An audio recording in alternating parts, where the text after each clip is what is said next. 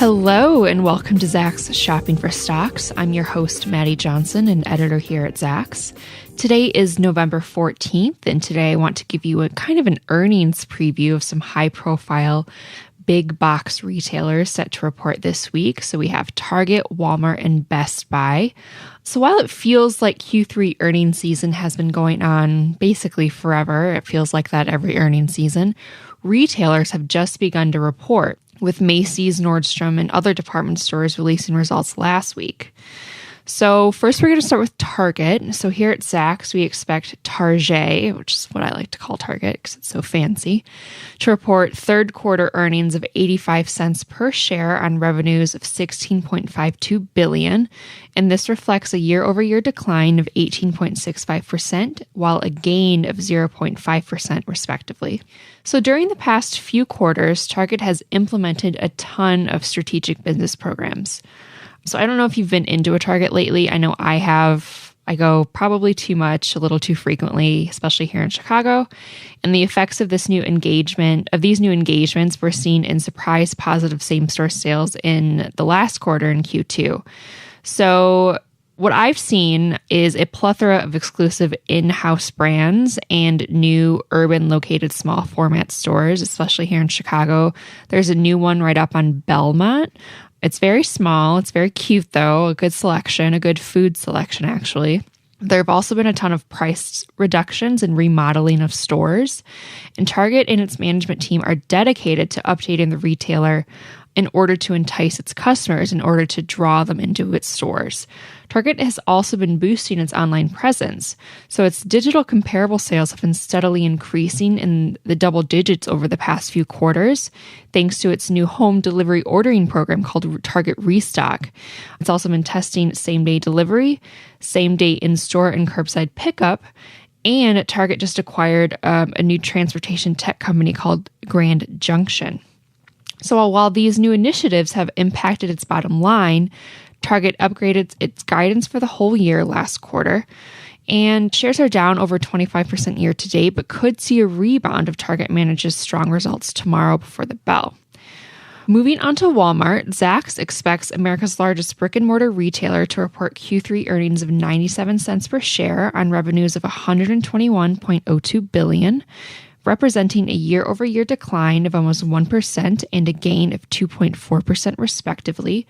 Right now, Walmart is arguably Amazon's biggest competitor, and its e-commerce efforts are something I have discussed a lot on this show.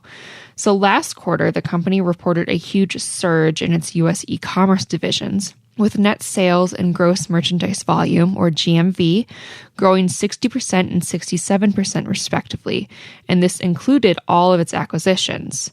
And this is Jet.com, and this kind of started it all since they gained Mark Lohr, which is Jet.com's founder, who now became Walmart's kind of head of e-commerce.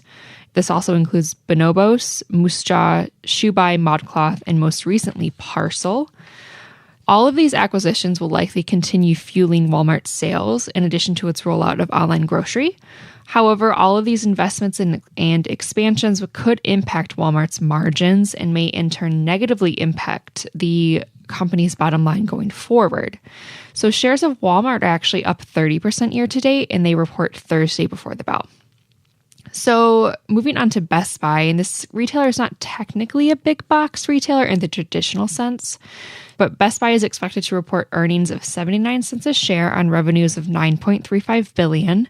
This reflects a year-over-year gains of almost 25% and 4.5% respectively. So just a few months ago, Best Buy actually held its first investor meeting in 5 years, and the company outlined new goals for its next phase of growth. So the electronics retailer sees many opportunities in its growing smart home business. Best Buy is actually counting on millennials, so people like me, to help drive this particular business, as the retailer has the highest market share with millennials than any other demographic. And I think that's kind of a fair assumption. If I ever need some sort of electronics, whether it's a computer, a TV, I guess I do think first of going to Best Buy to see what it looks like, to touch it, to try it out. So I guess that's kind of a fair assumption, yeah. And Best Buy wants to grow its mobile market share as well.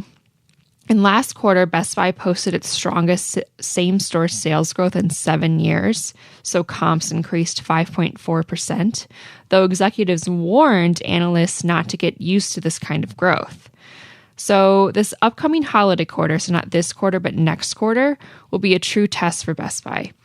Its holiday projections weren't all that promising, though we'll have a better idea of this come Thursday when they report. They report before the bell. And the retailer hasn't turned in positive same-store sales growth during the holiday since 2014.